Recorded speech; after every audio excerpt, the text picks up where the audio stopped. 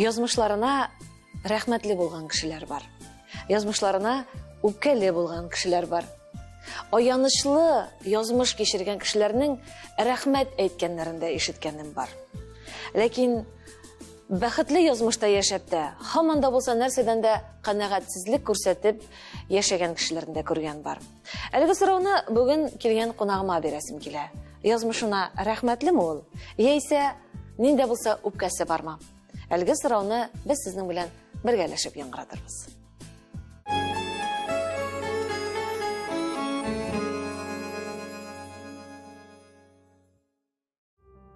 Исәнмесез, мөхтәрәм тамашачыларыбыз. Бүген безнең кунагыбыз Татарстанның атказанган артисты, үзе җырчы, үзе сценарист, үзе режиссер, барыгызга да билгеле булган күренекле Зиләйлә төркеменә нигез салучы Ләйсән Махмудова бездә кунакта. Сәлам, Ләйсән. Исәнме, Зәмирә? Бик шатмын сине күрүемә. Тамашачылар да шулайдыр дип уйлыйм. Мин дә ниһаять, мин дә килеп җиттем сезнең бу искиткеч матур тапшыруыгызга. Рәхмәт. Рәхмәт. Менә тапшыру башында әйттек бит әле. Язмышка рәхмәтле булу турында, үпкәле булу турында. Язмышыңа син үпкәлеме, рәхмәтлеме? Яисә үпкәләгән чаклар буламы? Төрлечә була. Ләкин әти әйтмешле, алда гөл, артта чәчәк булырга тиеш инде ул. Менә үпкәләсәң дә барыбер йырып чыгарга, бөтен әйбергә ничектер тикереп, барыбер булдырам дип, алга барырга кирәк. Димәк, син барыбер рәхмәтле, шулаймы? Әлбәттә. Менә беркемгә дә сер түгел, син бит инде күренекле, данлыклы, легендар шәхесләр, Исламия һәм Хәлил Мәхмүтовларның төпчек кызлары. Менә шундый күренекле әтиәниең булу иҗатта бары ярдәм итәме? Бу сорауны күп бирәләр. Шулай да мин сиңа бу сорауны биргәнем юк. Булыша да, кымаучаулый да, җаваплык та өсти. Авыр да җиңел дә, менә аны итеп кенә әйтеп булмый, менә бер яклыгына әйтеп булмый аны. Авырлык нәрсәдә сизелә күбрәк? Авырлык сине гел чагыштыралар. Булар бит инде Махмутов кызы нәрсә булдыра ала икән, нәрсә эшли белә икән. Бер нәрсә дә эшли белми, ул аның шушы әти-әниләре генә булышты дип, менә шушындый очракларда булды.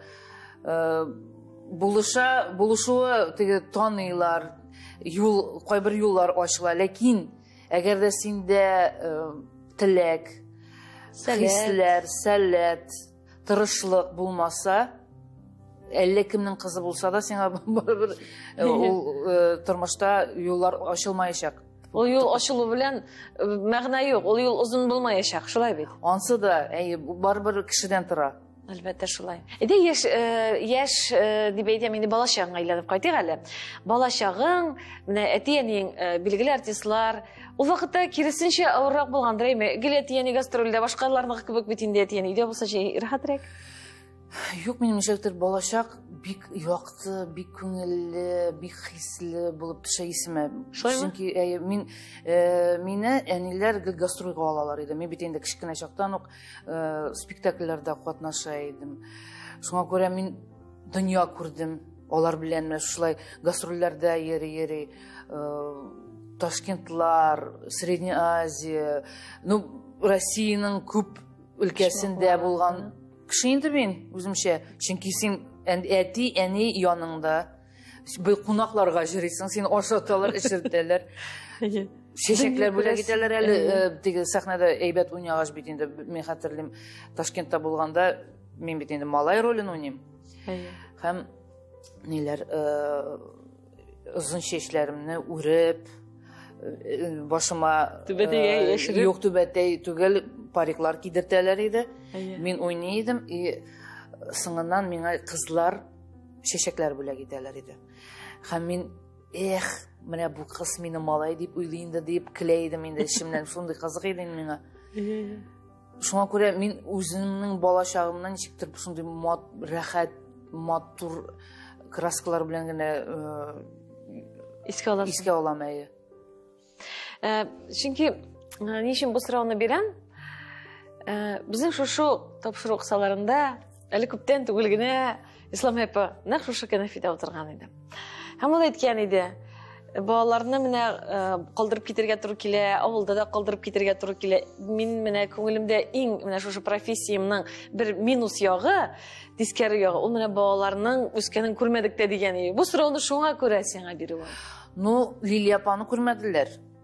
Лилия апаны күрмәделәр, чөнки ул вакытта Лилия апа бит инде миннән 7 яшькә олорак. Ул вакытта алар гастрольдә йөргәндә анда условия бүтән иде. Алар бит инде тракторларда, теге клублар, салкын клублар, анарсын кеше өстендә һаман яшәп, кай анда бала алып барасыңмы? Ни кайтайын, авылга кайтайды инде Лилия апаны күрергә. Менә 4 яшенә хәтле Лилия апа үсте авылда. Миңа инде менә мин 7 яшь теге узып, инде бөтен условиялар үзгәрде. Миңа инде мин рәхәт тормышта җирдем. Сиңа икенче тормыш эләкте. Һәм гастрольгә бармаган очракта да мин хәтерлидем, менә ниләр кайталар иде инде. Тәмне берләр алып кайтадылар иде. Матур күлмәкләр, анарсын менә истә кала торган яңа китаплар.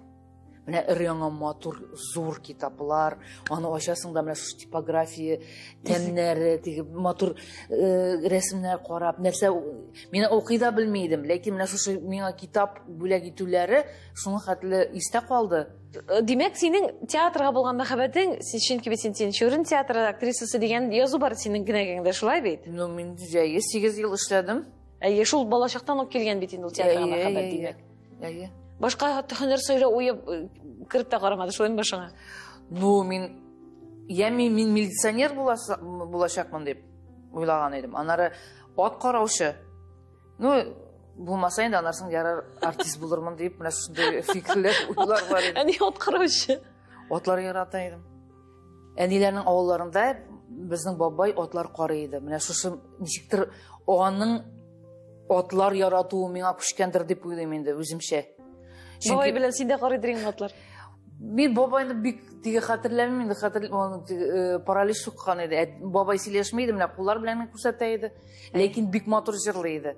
Менә шушы әйбер ничектер менә канга күчә дип әйтәләр бит инде, менә ничектер менә мин дә шушы атлар белән ничектер бәйлеш таптым дип әйтим. Мәсәлән, гел менә гастрольләрдә йөргәндә дә авылга керәбез, атлар күрәм, әйтәм җәмәгать туктагыз әле, пожалуйста, әйтәм. Тиз генә әйтәм, йөреп чыгыйм әле атка. Мин даже атлардан курыкмыйдым. Кайбер атлар утыртмый бит инде кешене.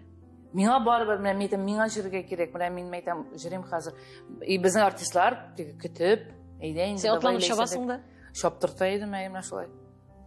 Ну, нормаль кеше түгел. Бала инде аерым бер мәхәббәтеңдә атларга карата була. Ул бер нинди гаҗәбе бердә күрмим монда. Атларга карата аерым бер игътибарың булган синең. Мин бит рәсемнәр дә ясыйм. Мәктәпкә киләйдем дә инде тегендә математикалар, ниләр бара, историялар, мин теге шуларны тыңламыйча бөтен дәфтәрләремә рәсемнәр ясыйм, атлар ясыйдым. Атлар ясыйм. Атлар, кешеләр, менә чиктер. Аерым бер игътибар булган инде синең. Шулай инде. Һич тә булмаса артист булырмын дип уйлаган идең. Артист булырга туры килде. Я милиционер. Менә син тыңлап торам, шуннан да син бик үзенчәлекле шәхес, башкаларга охшамаган үзенчәлекле шәхес. Менә син күбрәк әни кызымы, әти кызы идеңме? Әнине дә әтине дә ярата идем. Әти бик малай теләгән булган. Малай булмагач инде мин ниндидер менә шундый чорга барып җиткәнмен. Әйтәм, әтинең малае юк, хотя бы теге мин булышырмын, әти белән бергәләшеп теге бөтен ират эшен эшлидем. Без анда нәрсәдер такталар күчерә идек. Нәрсәдер пешәннәр җыя идек. Менә әтигә малай булмавын, менә ничектер менә шушылай үземчә тутырасың киләдер, шушы бушлыкны. Шушындый чакларда булды.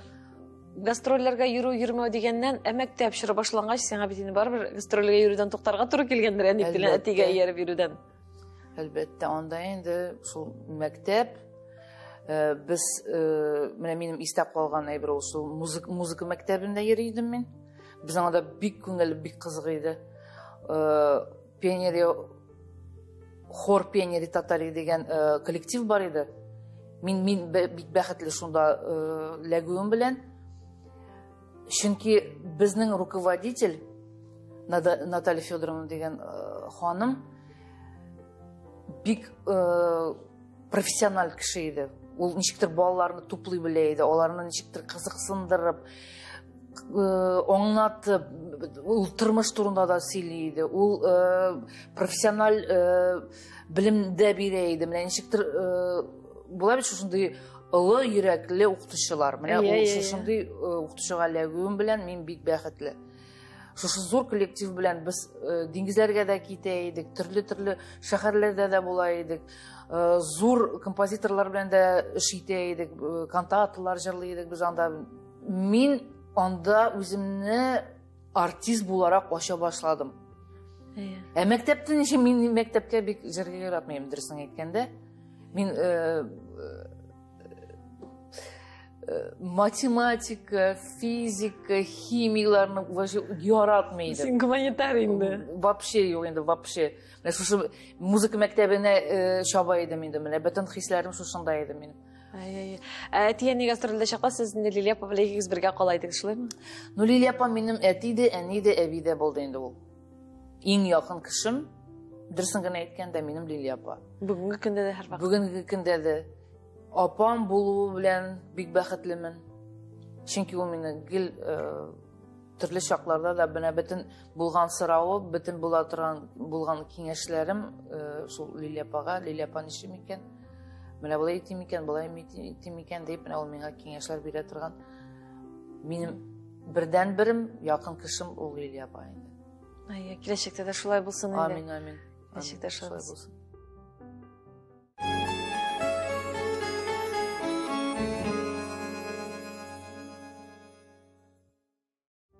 Әңгәмәбезне дәвам итәбез. Бүген безнең кунагыбыз Ләйсән Махмутова. Ләйсән, менә музыка мәктәбе, мәктәбе әйтик инде, бөтенесе гөрләп, үрлеп бара һәм кайсы вакытта син төгәл профессияңны сөйләдең? Менә нинди бер шырда дип әйтим мисың инде? Кайсы уку йортына барган нәрсәдән менә карарга килдең син?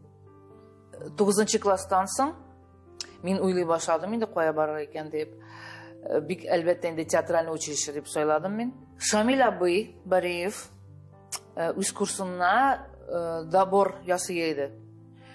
Аның турында миңа августның 28-ндә әйттеләр. 28 августта әйттеләр дә, Ләйсән, давай бар, күрен. Әни миңа әйтте, бар, әзерлән, күрен. Алсалар алалар, алмасалар алмыйлар дип. Мин театр, Камал театрына бардым да, шигырь сөйләдем, пантомима. Тиз генә мине карап алды да, ярар, 2 сентябрьдә килдерсең диде. Минегә кайттым, минем прям йөрәгем дөп-дөп тибә, мин теге сикрән. Ура, мәктәпкә бармыйм дигән шатлыгым белән инде. Әйтәм, все, театральное училище дип, мине 2 курска алдылар. Анда мин бер үзем генә түгел, там 3 кешене алганнар иде, менә шушы курска кіріп киттік те біз. Матур иттереп тәмамладык. Анарсың безне төрле театрларга алдылар. Мин үзе безнең театрга эләктем. Дөресен генә әйткәндә, театральный училище укыганда мине Камал театрына чакырганнар иде. Хинд кызы дигән бер спектакль бар иде. Менә теге үкенеч дигән нигә әйләнәбез хәзер. Мин студент кыз. Миңа роль бирәләр. Роль второго плана. Мин киноларын яратып, үлеп, менә теге сыкланып, җырлап, биеп җыри торган кеше мәйтәм, мәйтәм, бу бит минем хыял. Трактористка Мәмдүдә. Менә шуны мин өйрәндем. Менә минем характерга вообще туры килә иде инде ул роль. Мәйтәм, менә бит, мәйтәм, Ходай миңа нинди юллар ача дип. Һәм безнең курс әйтә, безнекеләр, җәмәгать булай булмый, без театральный училищены бетерәбез, менә хәзер банкет булачак, безгә акча эшләргә кирәк дип. Әйдәгез авылларга китәбез, акча эшләргә, спектакль белән, дипломный спектакль белән. Минем бит инде курста Шамил абый, Ринат Аюпов, безнең укытучылар, мәйтәм, булар беләләрдер инде, мәйтәм, без менә шулай чыгып киткән. Без чыгып китәбез. Әне әйтә, кай барасың син, не балакайым, спектакль чыгарасыз бит. Әйтәм, алар бит инде беләләр дип чыгып киттек без акча эшләргә. Кайтабыз да менә кызганычка каршы, ләкин ул кызганычка каршымы, ләкин менә тормыш, язмышлы булган микән инде. Мин ул спектакльдә уйнарга өлгермим. Менә ул распределение булганда, анда менә сырыйлар, Ләйсән кайсы менә бу театрга барамы дип. И мин Камалга эләкмичә калам. Минемчә ул язмыш булгандыр. Чөнки мин ул вакытта ул бит инде анда бит балачак, ул бит инде теге башта җилүне. Ярар, мин Камалга эләкмәдем. Үз театрыма анда минем апа, анда минем әни дип инде ничектер менә шулай җиңел генә карап, әйтәм, ярар, үз әниләрем, әтиләрем белән уйнашакмын дип Тинчуринга эләгәм. Ярый, анасын үзебезнең театрда эшли башлагач, әни дә куя башлады спектакльләр, яңа режиссер килде, ул да куя башлады. Анарсын мин Рөстәм Сарваров мине ничектер күреп алды да, Ләйсән, син җырлый беләсең икән, бии беләсең икән, әйдә минем группага, менә шушы коллективлар җырлыйлар иде бит инде. Алар белән дә җырлый башладым. Минем ничектер тормыш, беләсең, Зәмирә гел ыргыта иде. Мин бер юл белән генә бармый идем. Мине син бии беләсең, әйдә менә монда да биеп кара әле. Син җырлый беләсең, әйдә монда да җырлап кара әле. Менә язмыш ничектер менә миңа төрле юллар ача иде. Онның кайберләрен мин үзем ничектер уңайсызлана идем, ашырга һәм шушы әйберләр белән шөгыльләнергә. Мин бит профессиональ түгел дип, теге биючеләр булганда да әйтәм, профессиональ биючеләр бар, алар үз эшләрен эшләргә тиешләр. Мин бит актриса, бу бит минем эшем юк дип, үземне тыеп калдыра идем. Менә нишләптер, менә ул вакытта ниндидер үз-үземә юл бирмәү, менә хәзер мине гаҗәпләндерә. Ләкин бәлки шул язмыш дигән сүз булгандыр инде ул. Инде. Ул хәзер генә ул син яши тәҗрибә туплагач кына, теләсә кайсы юнәлешне дә син куркмыйча башлый аласың. Ул вакытта ниндер бер тәҗрибәсезлек тә, курку да булгандыр инде. Монда бер юл гына иде. Менә син актрисамы, син театрда эшләргә тиешсең. Син җырчымы? Син җырчы булырга тиеш. Хәзер генә ул юллар ачылды. Хәзерге тормышта ул менә төрле юллар бар, төрле һөнәрләр бар. Беркем дә тыя алмый сине. Син теләсә нәрсәләргә булдыра аласың икән, яса, эшлә. Нишләп син театрдан киттең, Тинчурин театр? Мин мәҗбүри киттем. Чөнки миңа анда менә хәзер сөйләргә була инде. Чөнки ничә еллар узды инде. Юл бирмиләр иде. Миңа роль бирмиләр иде. Мин ничектер миңа кичкенә рольләр бирәләр иде дә, минем фантазия бай булгач, уйныйсы килә. Мин бу кичкенә рольне күпертеп, зурайтып, теге Фаина Раневская шикелле 2 сүздән, 5 сүздән, 2 минуттан 10 минут ясап, ничектер менә шулай йырып чыга идем. Һәм миңа шундый сүз җиткерделәр. Ләйсән менә булай уйный белә икән. Менә нидән шүптән конфет ясый белә икән, менә ярар, менә шушындай рольләр уйнаячак дип әйттерделәр дә. Мин моны ишеттем дә, минем әлбәттә инде бик бунтар холыклы. Чөнки мин әгәр дә миңа нәрсәдер ошамый иде, мин кешегә бәреп әйтергә мөмкинчелек бар иде. Мин бер качан да куркмый идем. Ул бит инде аңлыйсыз, артист эше ул барыбер бик күп очракта режиссердан тора. Син сикерә дә алмыйсың, нидә дә алмыйсың, ул менә ничек әйтә, шулай булырга тиеш. Дөресендә менә хәзер мин үзем музыкаль фильмнар төшергәндә мин үзем аңлыйм. Теге бик сикерәнә башлыйлар да, айт, ну-ка, алай эшләмәгез әле. Менә мин сезгә ничек әйттем, шулай булырга тиеш дип. Ул вакытта бәлки режиссер әлбәттә хаклы булгандыр инде. Бәлки. Ләкин мин бит инде аны ул вакыт өчен аңламый идем. Син рольгә сыймагансың инде ул кичкенә рольләргә. Сыймаган. Шуңа күрә әйтәм, ничек монда азапланып жүрем. Ул вакытта инде безнең Зиләйлә бар иде. Һәм безне ярты ставкага, НКЦга эшләргә. Анда чакыралар иде, гомумән килегез. Театр ул әлбәттә сихри дөнья. Ләкин шушы дөньяда эшләгәндә син бер колеяда һәм колеядан чыга алмыйсың, китә алмыйсың, чөнки анда репертуар бар. Рәхәтләнеп теге китеп булмый ул вакытларда, тем более хәзер генә ул теге ничектер режиссерлар сөйләшә, ничектер җибәрәләр, синең хәлеңә керәләр. Ул вакытта алай түгел иде. Милли мәдәният үзәге аның юллары ачык иде, аның ничектер менә күбрәк иде, ул халыкка күбрәк күрсәтә ала иде менә шу артистларны. Без бөтен зур республикада уза торган чараларда катнаша идек. Үзебезнең республикада гына түгел, чит төбәкләрдә, чит илләргә китә идек. Зиләйлә төркеме белән. Зиләйлә төркеме. Менә мин хәзер уйлап карыйм да әйтәм, безнең Зиләйлә төркеме бик креатив булган икән дип карап утырам. Әлбәттә, сез бит өчегез шундый талантлы, шундый сәләтле, өчегезнең тавышыгыз да матур. Ул сезнең, мәсәлән, Ләйсән Закирова шундый тавышлар кую буенча бит инде Казанда гомумән тиңнәр бармы икән? Ул бит инде бик күп ансамбльләр белән, бик күп җырчылар белән эшли. Тавышлар кую буенча. Син үзең репертуарны бик матур сөйли беләсең, җырларны үзең язасың. Ишебез бергә катнаша идек инде. Өчегез өч төрле сәләт, өчегез бергә кушылгач шундый бер матур, әлбәттә, хезмәт барлыкка килде. Нәтиҗә. Күп кырлы талантлар икесе дә һәм әлбәттә мин. Әлбәттә шулай. Театрдан киткәндә, шушы театрның тоткасы булган Хәлил Мәхмүтов, Исламия Мәхмүтова бит инде. Алар бит артист кына түгел, алар шушы театр өчен җаны тәне белән янып йөрүче шәхесләр дә. Һәм синең шушы карарны ничек кабул иттеләр, китәм дигәч? Ни җылады. Җылады һәм кызым уйлап кара әле. Ничек син анда, син бит театр баласы, театр өчен яралган. Мин дөресендән дә мин үземне җырчы дип санамыйм, мин үземне актриса дип саныйм. Син актриса. Минем үземә дә бик авыр иде, ләкин бит мин аңлыйдым, мин монда үземне күрсәтә алмыйм дип. Безне Зиләйлә буларак таный башладылар, мин тиңдә массовкада ниләр сөлгеләр ташып җөрим. Роль булмау ул бик авыр әйбер. Безнең бит әти дә 8 ел театрда эшләп, рольсыз утырды. 8 ел. Мин 5 ел утырдым.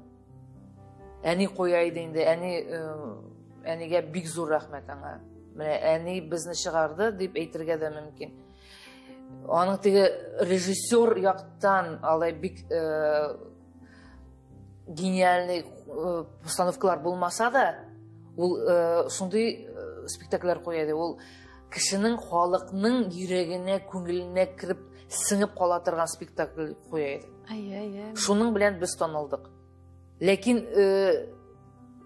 мине дә аңлагыз, миңа 24 яшь, һаман әнинең спектакльләрендә уйнармын дип, теге менә ул бит бөтен канатларны менә андый сүзләр ишетсә, бер тапкыр менә сиңа юл булмас, менә шундый спектакльләр уйнарсың дип, менә шундый рольләрне генә уйнарсың дип, канатлар кайрыла. Әлбәттә. Анда эшлисе килми, анда күңел дә үсми. Мин шушыны истә тотып, шушыны аңлап, шуңа күрә генә киттем. Әтиң нәрсә диде, китәм дигәч? Әти минем характерны белә иде ул. Шуңа күрә кызым, ничек телисең, шулай эшлә дип әйтә иде.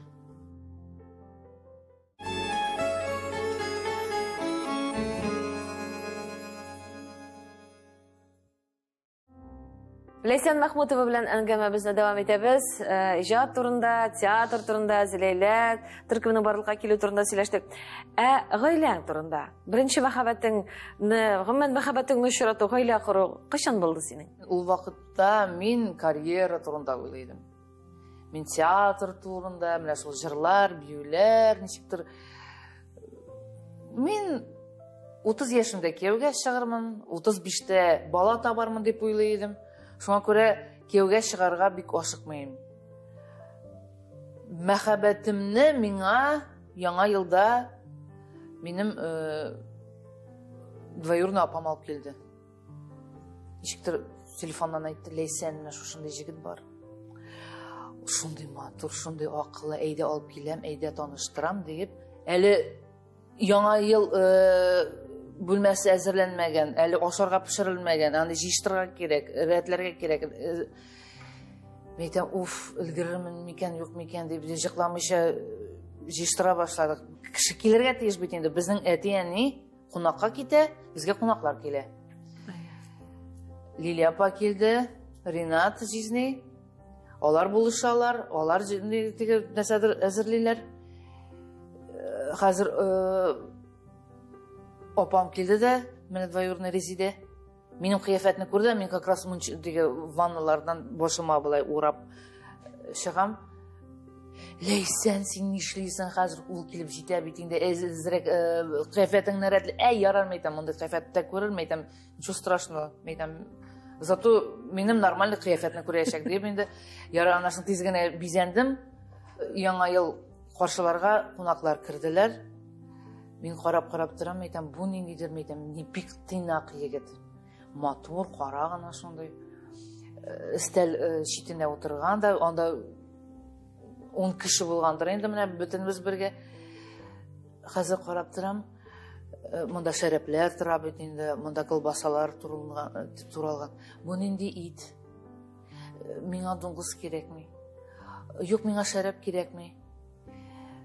Деген сөздерін ешіткеш, мен оптырап қалдым, етем, бәтеш, ондай кішілер бар міне. Бұл самый теге нешірі.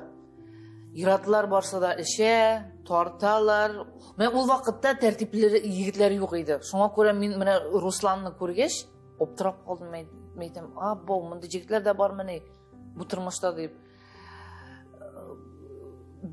Біздің бик тинақ тұтуы білен, менің апаларға құрмет етіп дәшулері білен, мені әлбәтті таң қалдырды. Әсер еттейін. Һәм біз анан соң күн сайын шолтыратыша башладық, нешіктір сөйлеше башладық. Мен шулай ұшыраша 4 ел ұшыраштық. Анарсың енді үйленішерге хәл еттік.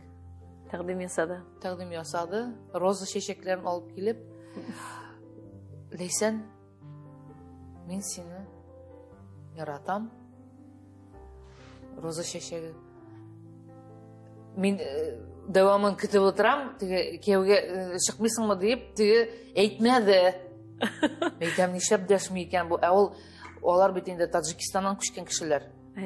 Шуңа көре бұл қорқып, ұялып, бұл меңа кеуге шықмас енді deyip, деген сөзін бик ұзақ тұтты ішінде. Анарсың 5 жыл ұзғаш, біз үйленіштік. 5 жыл сынап, Русланнан да әйбәт кішіні таба алмай шағымны оңнап, ризалығымны бердім әлбәтті. Сіз неше елінде қар бірге ғайла қырып еші башланғы? 19 ел. Субханалла. Міне, 19 ел. Вақыт ұза, ғымыр ұза. 2 малай үстіресіз? 2 малай, бірсіне 18, бірсіне 10. Машалла. Шулай ешеп. Біздің итальян тұрмышыбызда, міне шулай. Не итальян? Çünkü өзің аңлайсың енді мен оқам емшақ кіші түгіл. Русланда өзін қой вақыт тыя, қой вақыт олда шыдамы меңа. Ләкин мен аңым бек рәхмәтлімін. Міне шулай гастроллерді еріп, балаларыны өстіріп, балаларыны қарап, оларға ақыл үйретіп, мені шыдағанға, мен аңа бик рәхмәтлімін.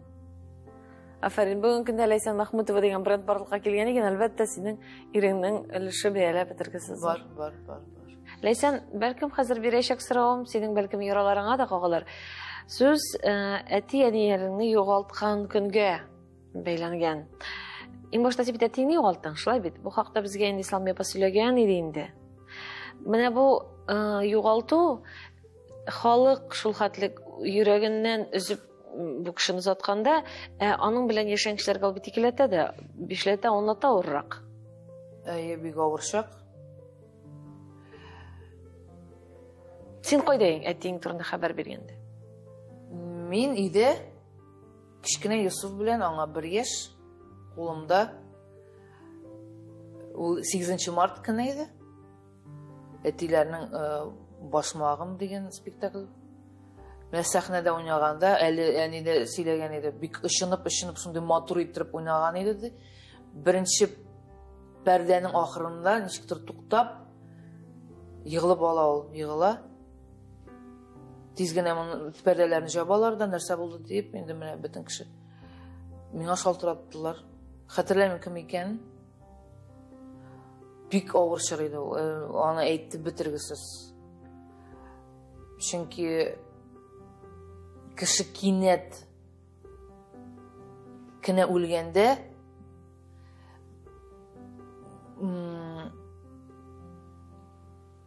туганнар нәрсә булды соң бу дип аңламыйча калалар. Менә без менә шушындый хәлгә калдык. Әле әти үлмәде, ләкин менә үләчәк. Аның хәле һаман яман начарая иде. Операция ясарга ярамый. Чөнки менә шундый хәлдә ясамыйлар операция. Әти начарая, операция ясарга ярамый. Таныш белешләр аркылыгына тиге сырап ясатыгыз инде зинхар дип ялваргач кына әтигә операция ясалар. Ул вакытта теләсә нәрсә эшләргә риза син. Теләсә нәрсә бирергә риза кешене менә исән калдырыр өчен. Ләкин операциядән соң нинди кеше булачак дигәнне уйламыйсың. Аны бит менә ул минем әти, мин аны беләм, менә ул менә шушындый кыяфәттә, аңа хәзер операция ясыйлар да, ул менә шушындый кыяфәттә булачак дип уйлыйсың. Ләкин кызганычка каршы кровоизлияние в мозг, анда әлбәттә инде мине ачалар башны, чистарталар. Һәм чистартканда нәрсәдер тидерәләр дип уйлыйм инде, әлбәттә анда бит инде мигә зыян килә. Әти паралич суга, ул сөйләшә алмый, ул кешеләрне танымый. Мин беренче тапкыр больницага килгәндә мин шок каттым. Менә әти кыяфәтле кеше утыра. Ләкин ул сиңа карый. Син белән сөйләшәсең, син нәрсәдер аңлатасың, ләкин ул сине танымый. Менә иң авыры шушы иде. Әтине карарга көн сайын килә апа, әни. Мин әтине күрергә шул ял көннәр генә килә идем. Чөнки минем ирем эштән кайта иде, мин иремә тора идем баланы, үзем китә идем больницага. Но больницадан мин шул хәтле арып кайта идем, чөнки синең яраткан әтиең ул үзгәргән, ул бөтенләй төрле кеше. Мин аны жәлләп үз менә кешеләреңне биреп, әти менә шушылай, без менә шулай итәйдек, менә без булай итәк дип нәрсәдер сөйлисең. Ул бит аңнан кичкенә бала шикелле, аңлатасың, менә бу кружка, менә бу кашык, менә булай эчәләр, менә булай итәләр, менә булай. Мин аның менә кыяфәтләрен күреп, ишемнән җылыйдым, әлбәттә инде кешегә күрсәтергә ярамый бит. Аның кулын бәйләйләр иде. Үз-үзенә зыян ясамасын дип, төнне белән менә төнгә мәшә калдыралар. Шуны жәлләпмәйдем, әллә калыйм микән? Ләкин минем кичкенә бала аны имезергә кирәк. Ну бик үзәк үзгеч вакытлар инде. Ул ярты ел шушлай дәвам итә иде. Әкренәп ул аңына килә башлады. Әкренәп сөйләшә башлады. Сөйләшмәйде инде, ул менә ыңгырашып тиң аңлата иде. Аны кешегә сөйләмидек. Аны менә хәзер дә бик сөйлисе килми. Ләкин менә мин аны менә шундый халәттә күрүм, ул әйбер миңа искә төшмәй бер кайчанда. Бик сирәк искә төшә. Ул миңа менә елмаеп, "Ләйсән, кызым, хәлләрең ничек? Шәйшәсең киләме?" Митәм килә, бар яса дип әйтә инде менә шулай. Менә шушындый кыяфәттә искә төшә. Истә калган, күбрәк истә калган. Менә Хәлил абыйны югалткач, әле ул икеләтә авыр булгандыр исламапига карауда. Чөнки гомер буена икесе бер кеше булып яшәгән кешеләр аңа карауда кызганыч булгандыр, чөнки тапшыру вакытында да ул сөйләгәндә дә мин шундый күңелләрем әрнеп карап утырдым, шундый кызганып карап утырдым. Ничектер ялгыз калган, теге ничектер ялгыз кайрылып калган акыш кебек. Әйе. Чөнки алар гел бергә иде. Барлы бөтен республикалар шул Махмутовлар дип йөртәләр иде бит инде. Әйе. Театрда да бергә уйнап, тормышта да матур иттереп бергә яшәп, яшәп, нишисең бит? Тормыш шушындый булгач, Әйе. төрле шырлар була, төрле хәлләр була. Ләкин ул менә Ислам апаның китеп баруы ул авыру белән бәйле булдымы? Яисә ул бары шул Хәлил абыйны юксыну, сагыну аны барыбер сәламәтлеген какшаттымы? Ул бит әле тапшырырга килгәндә бик шундый ничек әйтим инде, сәламәт, шундый матур итеп иде. Һәм шул тапшырудан күп тә үтмәде, мин иштәм яңалык Ислам апа киткән дигән. Ул авыру була гына кешегә барлыкка килми бит инде, ул әлбәттә нервыдан. Артистлар һөнәре ул бик кеше матур гына теге сәхнәгә чыгалар да, елмаялар, көләләр дип уйлыйлар. Ул эш күпме йөрәк аша уза, нерв аша уза. Сүз дә юк. Ул авыру сәбәпче булды инде. Димәк, киткәндә, менә мин Ислам апа белән сезнең бергә Лилия ханым, син Ислам апа төшкән фотогызны күрүш гаҗәпләнгән. Бик шундый ябыккан, бик шундый кичерәгән иде. Ислам апа мәйтәм, каралым әйтәм, әле яңа гына тапшыруда утырды, шундый матур булып, кара ничек үзгәргән дип уйлаган идем. Ул белмәй дә үз авырун турында. Сез белә идегез? Без белә идек, без апрельдә белдек. Ракның соңгы стадиясы, неоперабельный дип әйттеләр безгә. Менә шушыны белгәч, менә ярты ел калды ди.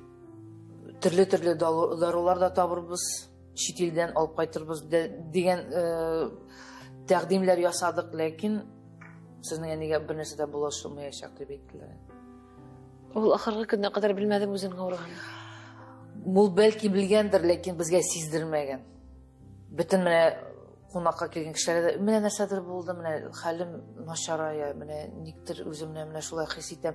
Терелеп бетеп булмый бит дия иде. Белсә дә безгә сиздермәде, әйтмәде. Ул сездән, сез аннан яшергәнсез. Әйе, менә шушылай әкренләп китеп барды декабрьнең эчендә. Авыр андый кешенең менә киткәнен карап утыру авыр, чөнки син бер нәрсә белән дә булыша алмыйсың.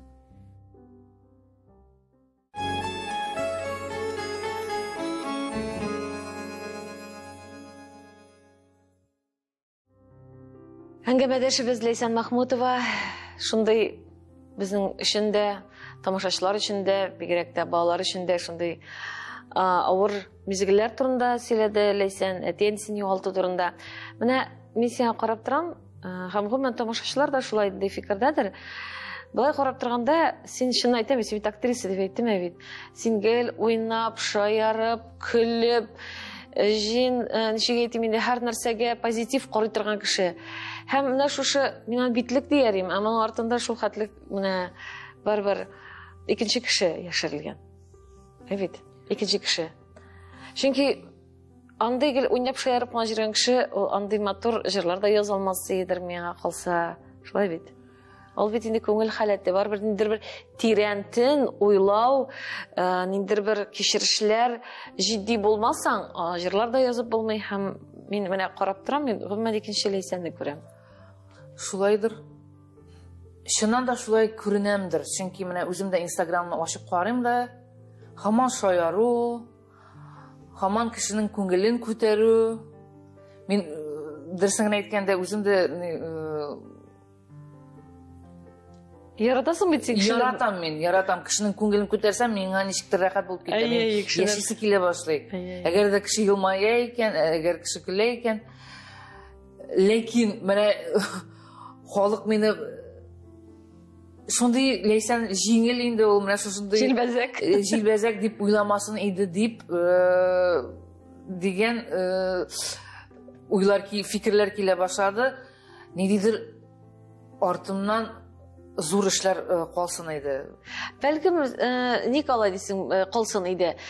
Синең шул ук Зөләйлә төркемен генә алганда да, ул бит инде җилбәзәклек түгел, ул бит инде чыннан да татар эстрадасына уелып калган тарих. Шулай бит, шулай. Әле синең яшеңдә әле нинди генә эшләргә мөмкин, әллә ниләр байтарга мөмкин. Нинди планнар белән яшисең син? Менә фильмнар төшерәсең, фильмнарда катнашасың. Нинди планнар белән яшисең? Мин әкренәп үзем өчен менә режиссерлык һөнәрен аша башладым. Миңа бик ошый. Кайчандыр Нурания апа мине чакырган иде үз сериалларына. Мин аңа бик рәхмәтлемен, чөнки ул миңа юл ачты. Артистка буларак, именно менә сериалларда төшә торган актриса буларак үземне күрсәтергә мөмкинчелек бирде. Аңа бик зур рәхмәт. Ялан аяклы кыз сериалында мин әлбәттә бик тырышып уйнадым. Үгәнисен, алсы образын жәлләсеннәр дип, үземнең образымны әзрәк явызрак күрсәтергә тырыштым. Һәм Ondan soң халык мине яратмый башлады. Хатын-кызлар күбрәк тә хатын-кызлар. Шуңа күрә берничә елдан соң мин үземне ничек акларга икән дип уйлап, уйнан уймак дигән сериал язарга булдым. Үземне әзрәк матуррак күрсәтермен, әзрәк кеше миңа җылырак карар дип дигән өмет белән. Хәзер әкренәп мин дә режиссурага күчә башладым. Ничек килеп чыкты ул? Бөтен клипларны мин бит үзем төшерәм. Үзем уйлап чыгарам. Режиссер буларак та, монтажер буларак та, оператор янында үзем утырам. Һәм менә шушы пандемия вакытында бөтен концертларны бит инде туктаттылар. Безгә куерга ярамый, берничәгә ярамый. Һәм безгә шушындый Казан шәһәр филармониясына бирем бирделәр видео төшерергә. Озак уйламыйча гына тиз генә берничә сюжет уйлап алдым да, әйтәм, менә бу артистлар белән моны төшерәм, бу артистлар белән моны төшерәм. Ничектер менә шундый иҗатка кирип китте, миңа бик ошады. Бу минем өчен яңа юнәлеш, миңа бик туры килә торган, миңа бик ошый торган. Һәм Алла бирсә, бәлки тагын зур проектлар ясарбыз дигән өметтә мин хәзерге көннәрдә. Һәм былтыр безнең артистлар белән, филармония артистлары белән музыкаль комедия төшердек. Ничектер менә шулай килеп чыкты. Чулпан Закирова, Казан шәһәр филармонияның сәнгать җитәкчесе, миңа шундый тәкъдим ясады. Ләйсән, син бит клиплар төшерәсең, менә синең менә бу кичкенә сюжетларыңда бик кызык, әйдә берәр нәрсә төшерергә әле дип. Әйтәм, туктал. Кем белән әйтәм? Безнең артистлар белән. Менә бөтен артистлар белән төшерергә әле дип. Әйтәм, Чулпан, мин алай төшерә алмам. Монда бит инде 5 кеше, монда 10 кеше. Безнең артистларыбыз 27 кеше. Ну, ярар, бөтенсен дә алмассың. Менә яртысын алырсың да төшерерсең. Әйдәгез берәр нәрсә уйлап чыгарыгыз инде дип тәкъдим ясады. Һәм без, мин, Гөлшат Имамиева, Алсу Сунгатуллина, артистлар бит инде. Филармонияның артистлары бергә җыелыштык та, әйдә әле язып карыйк әле, бәлки моннан берәр нәрсә чыгар дип, ярты ай дәвамында сценарий яздык. Үзебезнең артистлар өчен. Мәйтәм, кызлар, карагыз әле, менә Чулпан әйтә, ярты филармонияның 15 кешене, мәйтәм, калганнары, мәйтәм, шулай каламы инде. Алай булмый бит инде. Мәйтәм, әйдә барсында, шушында ничек булса да сыйдырык, мәйтәм, төшерик. Матур иттереп фильм ясарбыз, мәйтәм, кайчан әле анарсың андый мөмкинчелек булыр дип. Барсында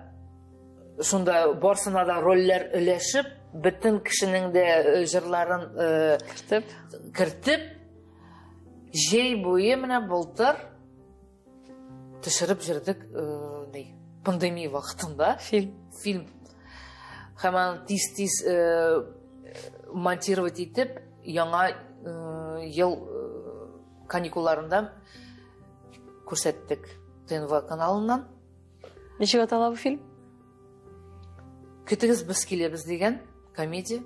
Әлбәттә инде мен комедиялар яратам. Рәхмәт сиңа Ләйсән, матур әңгәмәң өчен. Вакытыбыз шикле. Менә шушы урында бер генә сорау. Димәк, язмышыңа син рәхмәтле, яисә үпкәле минутлар бар булдымы? Сорау ачык кала бит. Тормышта төрле хәлләр була. Кай вакыт үпкәлисең дә, ләкин әлбәттә тормышка рәхмәтле булып, бөтен әйбергә риза булып, чөнки бер җирдә әгәр дә сиңа юл ябыла икән, бүтән җирдә сиңа юл ачыла. Димәк, шулай тиеш булгандыр, бәлки шулай язмыш сиңа юлын бирәдер. Мин үз тормышыма рәхмәтлемен. Бүтән әйбер өчен дә. Рәхмәт син үзеңә дә бүгенге матур әңгәмәң өчен, күңелеңдәге серләрең белән бүлешкәнең өчен. Шулай да киләчәктә дә шулай язмышыңа рәхмәтле булып яшәргә язсын. Рәхмәт әйтерлек сәбәпләр күбрәк булсын тормышыңда. Амин. Рәхмәт. Инде тамашачыларыбыз, сезгә дә әйтәм, сез дә шулай ук язмышыгызга, тормышыгызга рәхмәт әйтерлек сәбәпләр күбрәк булсын, матур яшик. Исәнлектә, саулыкта тагын бер атнадан очрашырбыз. Очрашканга кадәр сау булыгыз.